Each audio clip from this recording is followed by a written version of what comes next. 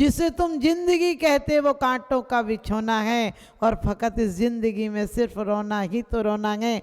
आदमी की तमाम जिंदगी चिंताओं में निकल जाती है, लेकिन यदि चिंतन में निकल जाए तो जीवन धन्य हो जाएगा। लोग हमें आते हैं, बोले माता जी आशीर्वाद दो कि आपके आशीर्वाद से हमारा मोक्ष मार्ग चलता रहे। मैंने कि दुकान का आशीर्वाद तो दुकान खुद ही चला लेता है, धर्म के लिए माता जी महाराज जी पास चला आता है। घर में आग लगती है तो साधु के पास जाता है क्या? आग दिखाई पड़ती है और घर से बाहर निकल जाता है। यानी घर को बचाने के लिए घर का पूरा प्रयास करता है। देखना आज तक किसी महिलाओं को रोटी बनाते बनाते नींद नहीं आई, पुरुषों को नोट गिनते गिनते नींद नहीं आई, और लोगों को मंदिर में बैठा तो तुरंत नींद आ जाएगी। एक महिला तो बोली माता जी मुझे नींद नहीं आती। मैंने कि तुम प्रवचन में आया करो तुम्हें नींद आ जाए। क्योंकि मिथ्या दृष्टि जीव को जिनवाणी न सुहाए, के ऊँघे के लड़ मरे के उठ घर को जाए।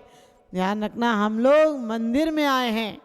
मंदिर में क्यों आना? मन को अपने अंदर ले जाना, मन को अंदर ले जाना। आज तक बाहर बहुत ले गए हो, बाहर की प्रतिमाएं बहुत देखी हैं, अपनी प्रतिमा कब देखोगे? और वो प्रतिमा नहीं देखनी जो वाइट काली और नेमिनाथ और पारसनाथ की। कहते हैं जीवन में उसने बड़ी बात कर ली जिसने स्वयं से मुलाकात कर ली। हजारों मंजिलें मिलती हैं राहे जिंदगानी में, मगर एक आखिरी मंजिल बड़ी मुश्किल से मिलती है। मगर एक आखिरी मंजिल बड़ी मुश्किल से मिलती है। क्या बनाने आए थे और क्या बना बैठे, क्या बनाने आए थे और क्या बना बैठे।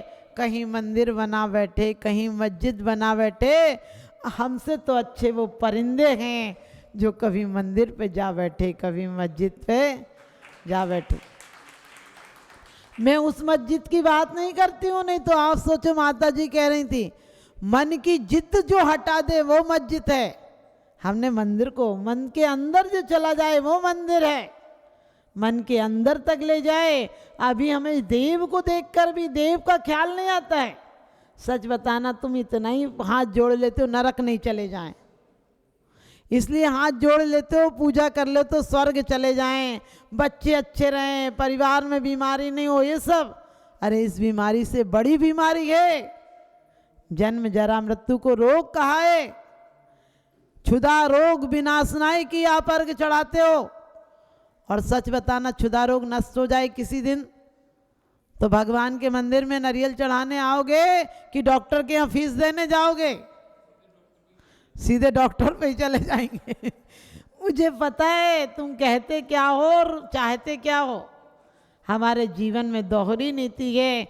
मैंने कहा यही शक्ति, जो शक्ति ने आज तक संसार बढ़ाया था, वही शक्ति रूपांतरण होगी।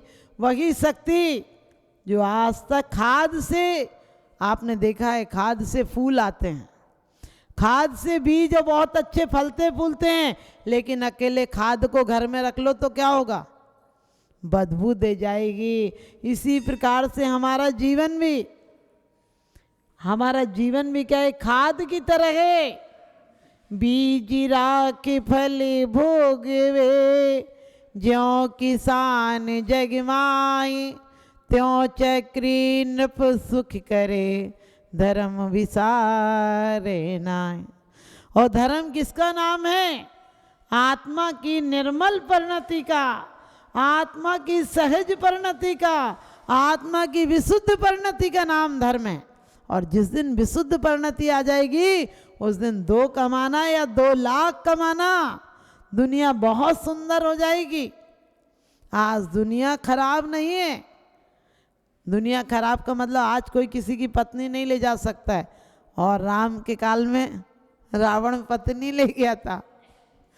सोच कर देखो, अरे जुआ में औरतों को हार दिया। औरत कोई वस्तु थी क्या?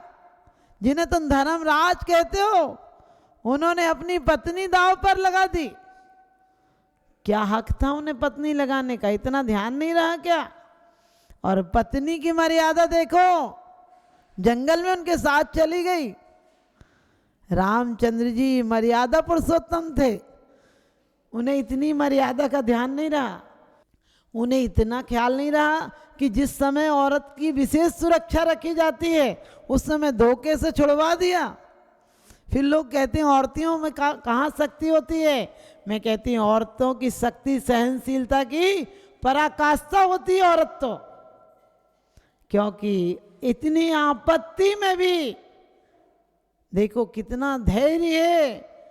एक सेनापति से निवेदन करती है कि तुमने मेरे पतिदेव से निवेदन कर देना कि मुझे तो छोड़ दिया लोकापवाद के भय से, लेकिन धर्म को मत छोड़ देना। सोचो कितनी बड़ी मर्यादा है। हमारे अंदर यदि ऐसी भावना आती है क्या?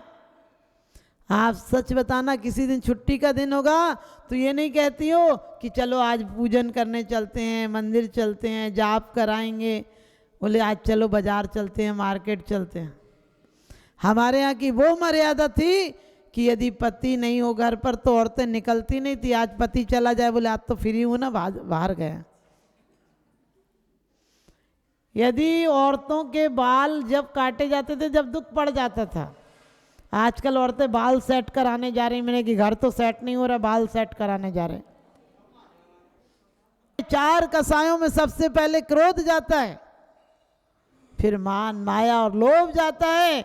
लेकिन लोभ आपने देखा, हम मंदिर में पूजा भी करते हैं तो सुख संपत्ति बहु होए तुरंत ही आनंद मंगल दाई, तुरंत देना भगवान, देर मत कर देना। कौन सा सुख चाहिए? आदमी बड़ा बेईमान है। यहाँ नोट कमाता है, जब नोट कमाने की शक्ति खत्म हो जाता है तो स्वर्ग जाना चाहता है। बोले स्वर्ग जाएंगे, हमने कि धंधा तेरा बंद नहीं होता है। कल तक नोट गिनता था, माला गिनने लगा, गिनना बंद नहीं हो रहा। कल तक कहता था मैं खूब खाऊंगा, आज कहने लगा खाना छोड़ दूंगा। खाना दिमाग से नहीं निकला, खाना वहीं खड़ा है। कल तक, क्योंकि हर अति से थक जाएगा, तो हर अति से थकने के लिए अति पर थकना नहीं, किसी अति पर नहीं जाना। मिले तो भोजन ऐसे करना कि बिल्कुल निस्वार्थ भाव से, निष्पक्ष भाव से, कोई अहंकार नहीं हो, कोई आसक्ति नहीं हो। हम खुश नहीं हो कि हमने बहुत अच्छा भोजन बना लिया, बहुत बढ़िया म्यूजिक देख लिया, बहुत बढ़िया आंखों को दृश्य दे दिए। अरे हमारी अभ्यंतर इंद्रियां इससे सुन्न हो गई हैं। 2 प्रकार की इंद्रियां होती हैं, एक बाह्य इंद्रिय और एक अभ्यंतर इंद्रियां। इंद्रियां अभ्यंतर इंद्रिय जो चेतना है हमारी, वो सूचनाएं देती है हमें। भोजन में स्वाद नहीं होता है। ध्यान रखना, कितना भी बढ़िया भोजन हो और तुरंत पता चल जाए कि हमें अभी मरना है तो क्या होगा? भोजन में स्वाद आएगा। एक व्यक्ति हमसे बोला माता जी सिद्धशिला कितनी बड़ी है ये वो। तुमने कि भाई साहब आपकी आयु रेखा तो ठीक नहीं है। वो तो हाथ जोड़ के जाने लगा। मैंने कि रुक जाओ बताती हूँ सिद्धशिला। बोले नहीं माता जी आपने ऐसा बोल दिया, अब तो मन नहीं लग रहा। मैंने कि क्यों? अभी तो सिद्धशिला की बात कर रहा था, अब जाना माना नहीं है क्या? बोले अरे आप बताओ ना क्या है क्या है, आप बताओ क्यों। हमने कहा अरे इतना क्यों डर रहा है? अभी मोक्ष की बात कर रहा था, सिद्धशिला की बात कर रहा था, आयु रेखा के बारे में कह दिया तो घबरा गया। ऐसी हमारी है। हम जब पूजा पाठ करते हैं, जब घर से टाइम होता है तो लोग कहते टाइम नहीं मिलता, टाइम मिलेगा तो चले जाएंगे।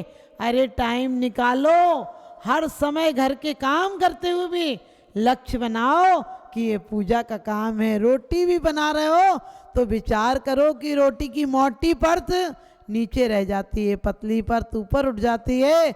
इसी प्रकार से मेरे जड़ कर्म नीचे रह जाएंगे। शुद्ध आत्मा की पतली परत जो अमूर्तिक है, अदृश्य है, अनंत सुख की भागी है, वह ऊपर उठ जाएगी। आपने देखा होगा पुष्प वृष्टि की बात आती है तो क्या आते हैं भगवान आपके चरणों में जो कमल गिरते हैं वो भी क्या होते हैं, हमें सूचना देते हैं। उनका मुख ऊपर होता है, पाखड़ी नीचे होती है। परमात्मा जो तुम्हारे चरणों में भक्त आता है उसका भी क्या होता है, कर्म बंधन नीचे हो जाते हैं और मुख ऊपर हो जाता है। हमें एक एक चीज़ तो आपको शिक्षा देती है, लेकिन हम लेने को कहाँ तैयार हैं।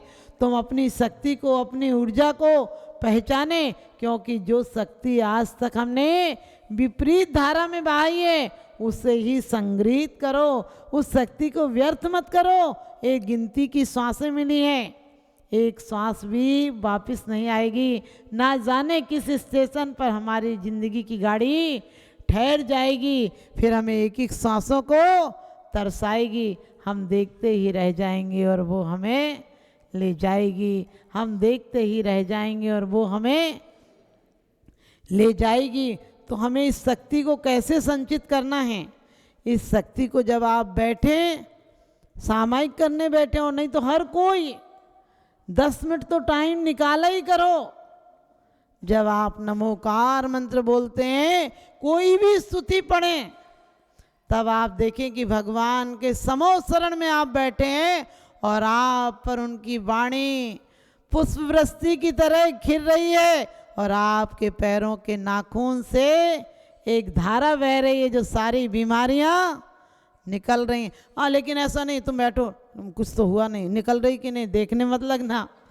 लेकिन आप कम से कम 10 मिनट घर के पूरे विकल्प छोड़कर आप देखो।